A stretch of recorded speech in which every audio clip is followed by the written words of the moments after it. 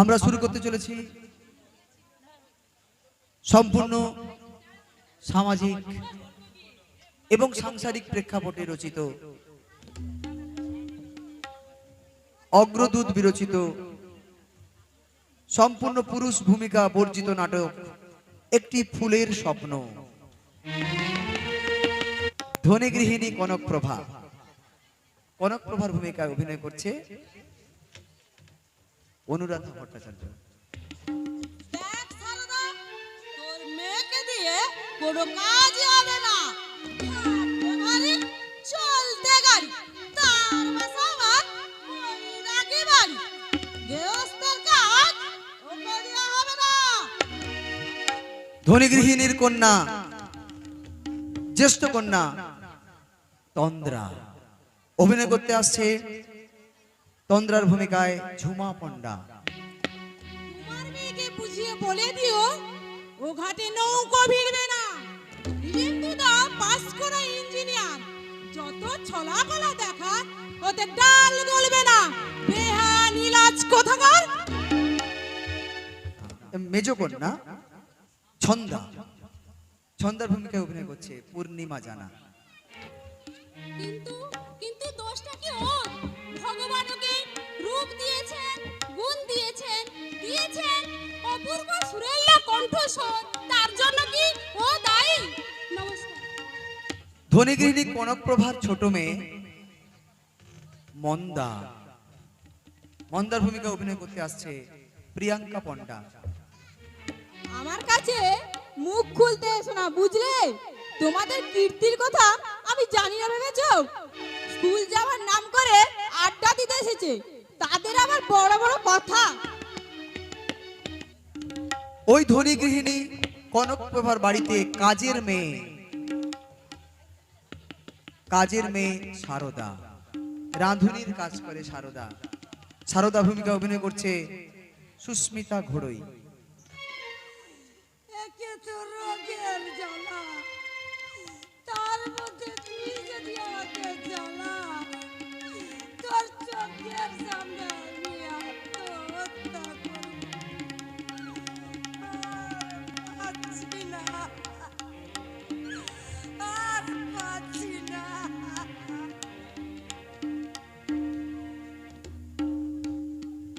ধনী গৃহিণী সারদার কন্যা মল্লিকা, কেন্দ্রীয় চরিত্র মল্লিকার ভূমিকায় অভিনয় করছে সোমা মাইতি। অশোকদা, অশোকদা আমার গানের প্রশংসা করেন। আর আর নীলুদা, নীলুদা আমার হাতের কাজের সুখ্যাতি করেন। তার জন্য কি আমি দায়ী? নাকি নাকি রানুরির মেয়েদের কোনো আশা আকাঙ্ক্ষা থাকতে নেই? ধনী গৃহিণীর প্রতিবেশিনী খেতু পিসি। খেতু পিসির ভূমিকা অভিনয় করছে মানসী পণ্ডা। বেলাক হচ্ছে, বুঝলে ভাই? মুখ পোড়ারা বেলাক করছে। তোমরা দেখে নিও, আসছে বছর একে ভোট ওরা পাবে না। ওরা দশা। আরেকজন প্রতিবেশিনী সরলাবালা। সরলাবালার ভূমিকা অভিনয় করছে নমিতা মাইতি। যাই বলো দিদি, মেয়ে মানুষকে বিশ্বাস নেই। সরলার মেয়ে বকুল, বকুলের ভূমিকায় অভিনয় করছে সুশীলা আদর। মা মা দেখবে এসো কারা এসেছে। মনে হলো মল্লিকা আর তার মা। গাড়ি তো গলির মধ্যে ঢুকবে না, তাই সদর রাস্তার এক পাশে দাঁড় করে রেখেছি। স্পষ্ট বক্তা অন্নদা দিদি। অন্নদা দিদির ভূমিকায় অভিনয় করছে খুকুমণি মেয়ে। আমৌ! ও, চাকরিটা পান দিবি? মুখটা বড্ড তেতো লাগছে। মেজ মেয়ে ছন্দার সহপাঠিনী খেন্তি। খেন্তির ভূমিকায় অভিনয় করছে স্বস্তিকা দাস, আমাদের পাড়া ছোট্ট স্বস্তিকা। চলে এসো। মলির মাকে দেখলে সেটা বোঝা যায়, আসলে সে জাত রাঁধুনি নয়, আমি কিন্তু সে কথা ভাবছি না, বুঝলি? আমি ভাবছি যে মেয়ে অপরে গান শুনে শুনে গান শিখতে পারে, তালিম পেলে। আরেকজন সহপাঠিনী, তার নাম মন্টি। মন্টি ভূমিকা অভিনয় করছে মধুশ্রী দাস। তুই ঠিকই বলেছিস ভাই, ইচ্ছে করলে তার ইঞ্জিনিয়ার ছেলের জন্য বড় লোকের মেয়ে আনতে পারতেন, 1-1.5 লাখ টাকার যৌতুক পেতেন। আজকের নাটক একটি ফুলের স্বপ্ন দেখতে থাকুন, সঙ্গে থাকুন। নাটক শেষ করে আপনারা বাড়ি ফিরবেন। ওরা নতুন, ওদের অনেক ভুল ত্রুটি থাকবে, সবকিছুকে ক্ষমা সুন্দর দৃষ্টিতে দেখবেন। সবে শুরু, তাদেরকে উৎসাহিত করবেন, নিরুৎসাহিত করবেন না, যাতে ওরা পরবর্তীকালে এইভাবে আরো এগিয়ে আসতে পারে, তার জন্য আপনারা তাদেরকে উৎসাহিত করবেন। ধন্যবাদ সবাইকে। নাটক একটি ফুলের স্বপ্ন।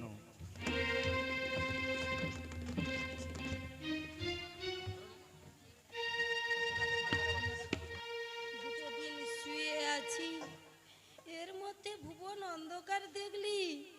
বেলা 7টা বাজে, এখনো চা হলো না। কানে কানে বোঝাচ্ছি, একটু হাত চালিয়ে কাজ কর। করছি তো। ছাই করছিস? বেলা থেকে ঘুম থেকে উঠতেই 6টা। এমন করে পরের বাড়ি কাজ হয়? আমি মরলে কি করে যে পেটের ভাত জোগাবি বুঝতে পারছি না। তুমি শুধু শুধু ভাবছো মা, ঠিক সময় সব ঠিক করে দেব। যা করবি সে তো দেখতেই পাচ্ছি। আজ তো একটা না, কারুর আলু ভাজা, কারুর ডিমের মামলেট, কারুর রুটি, কারুর লুচি, আবার 10টার মধ্যে ভাত।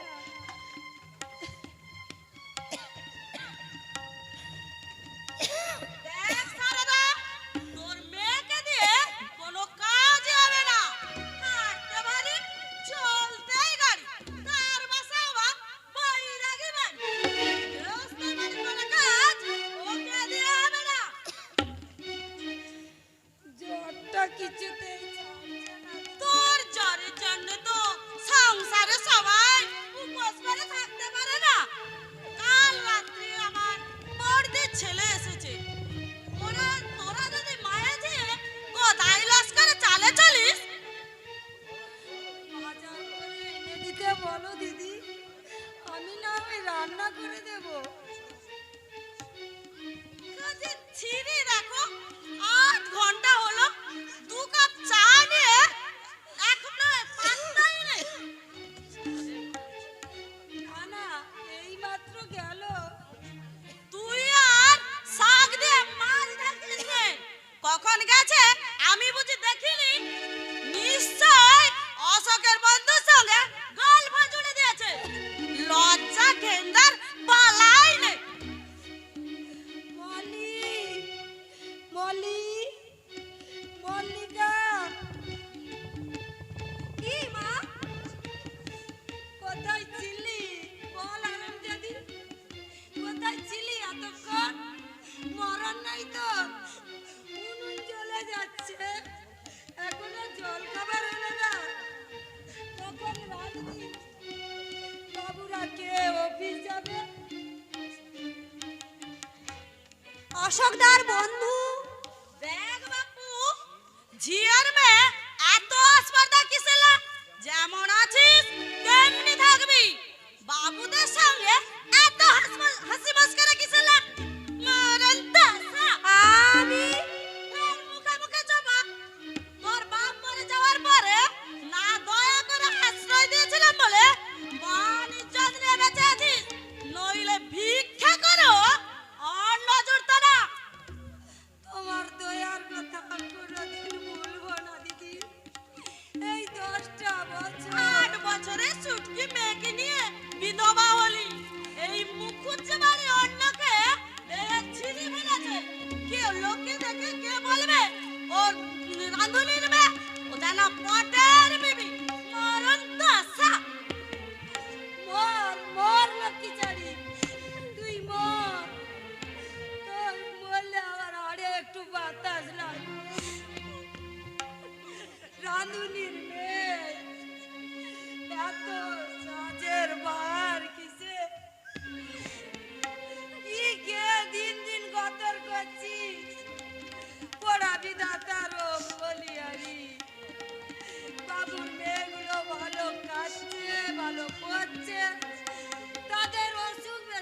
কষ্ট লেগেই আছে।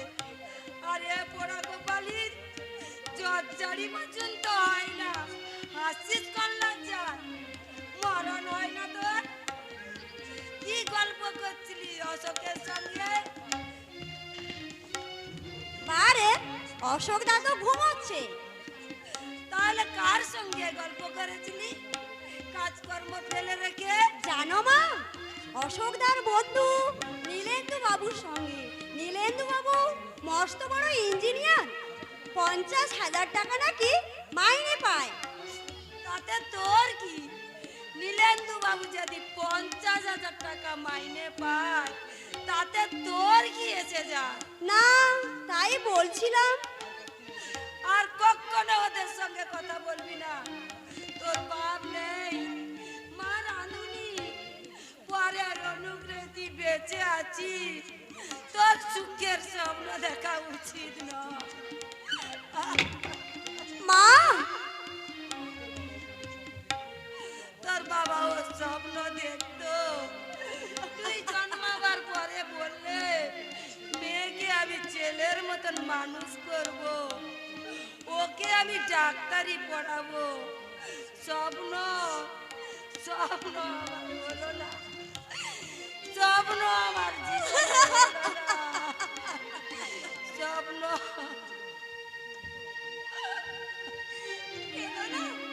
কেঁদো না মা, আমি আমি এমন কিছু করব না যাতে যাতে তোমার মাথা হেট হয়। তুমি তুমি বিশ্বাস করো মা, আমি আমি নিজের সম্বন্ধে অত্যন্ত সোজা। আমি তো জানি আমি তো কি।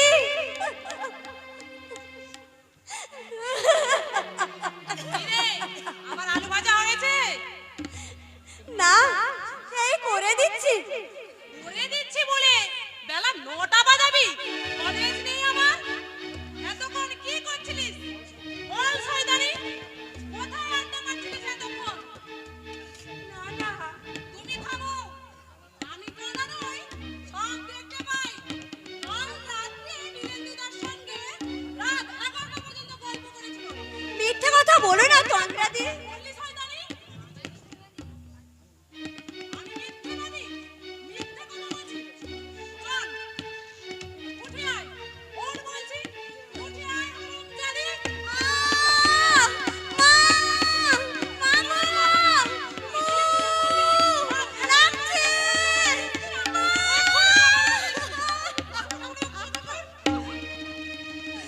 রাত 10টায় চেঁচামেচির গান হয়। ও তো তখন আমার পাশেই ছিল। উড়িষ্যাকে মাতাল। তন্দ্রা, তোমার মেয়েকে বুঝিয়ে বলে দিও প্রভাত এলেও গভীর বেনা। নীলেন্দু ব্যানার্জি পাস করা ইঞ্জিনিয়ার, যত ছলা কলা দেখা ওদের ডাল গলবে না। বেহায়া নীলাজ প্রকার যত অধিক্ষত। তন্দ্রা, আমাকে দেখাবার জন্য বাবা ওকে আনিয়েছেন।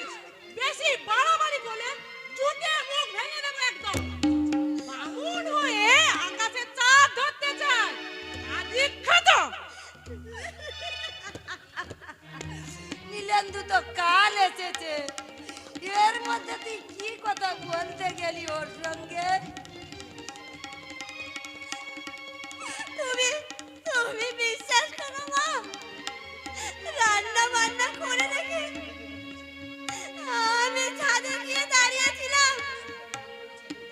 অশোকদা নীলেন্দু বাবু ছাদে উঠলেন। তারপর নীলেন্দুদার সঙ্গে অশোকদা পরিচয় করিয়ে দিয়ে বললেন,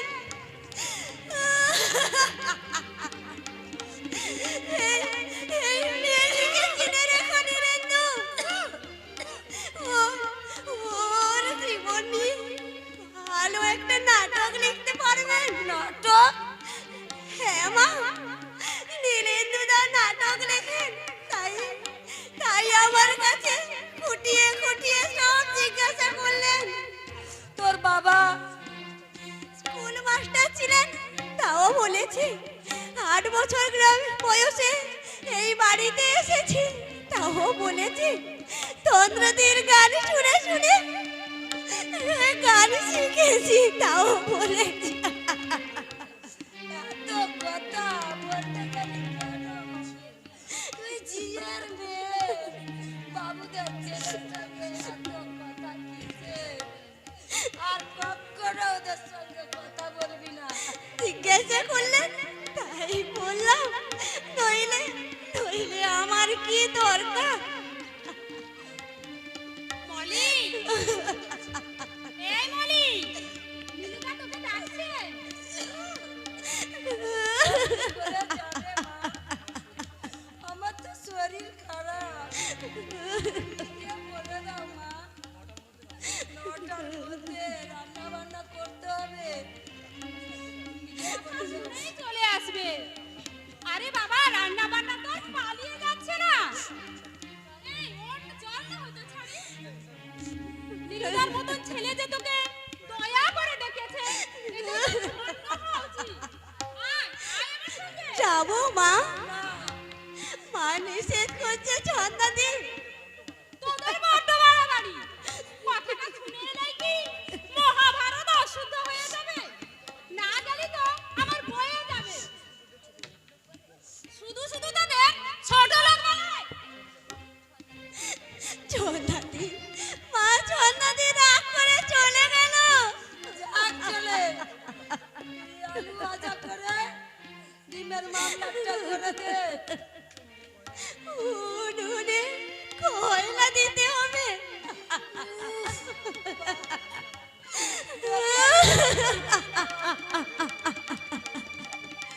পরের ঘরে গিয়ে কি করে যে সংসার করবি? উনুনটা বাইরে দিয়ে আয়, আমি কয়লা করে দেবো।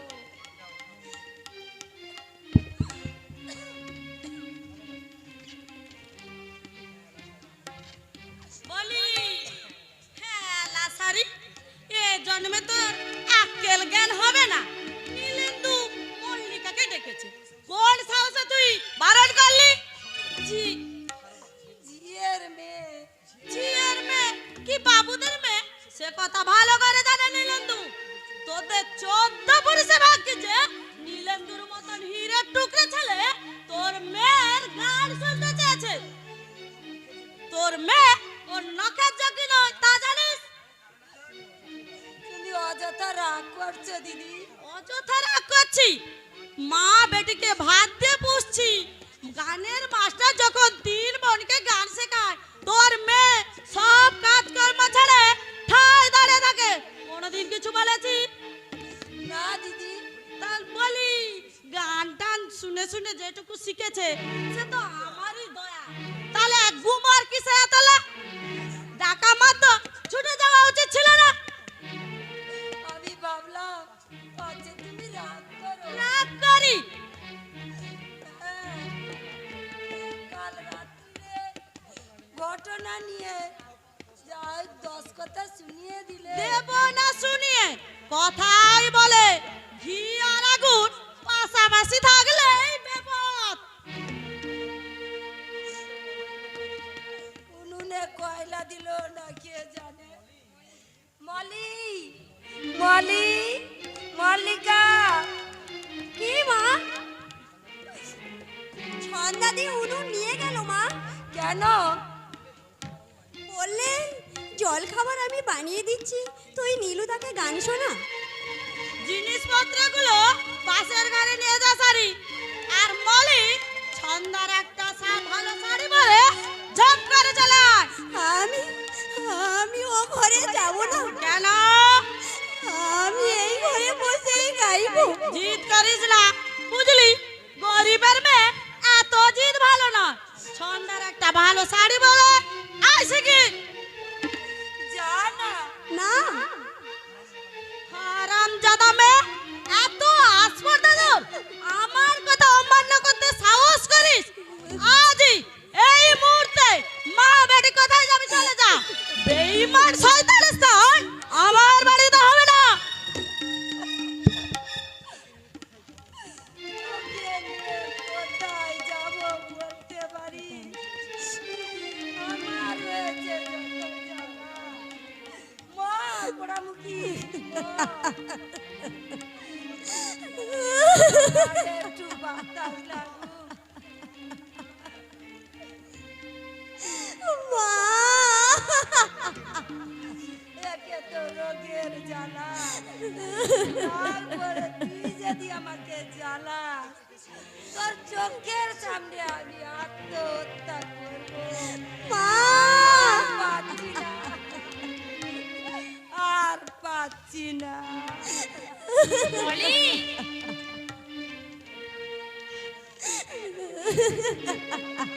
এই মনি, এই কাপড়টা পরে নে। আমি আমি জানোই, আমি দেখাতে চাই না মেজদি।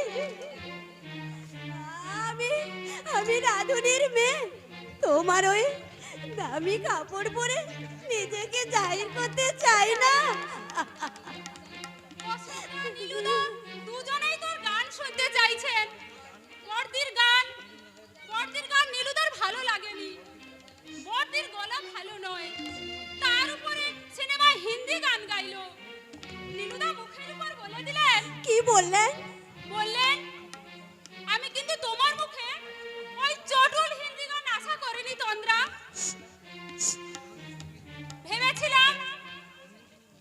ভেবেছিলাম রবীন্দ্রসঙ্গীত নয়তো নজরুল গীতি কিংবা অতুল প্রসাদের গান গাইবেন। মেজদি, অতুল প্রসাদের গান বডি তো শিখেছিল। শিখলে কি হবে?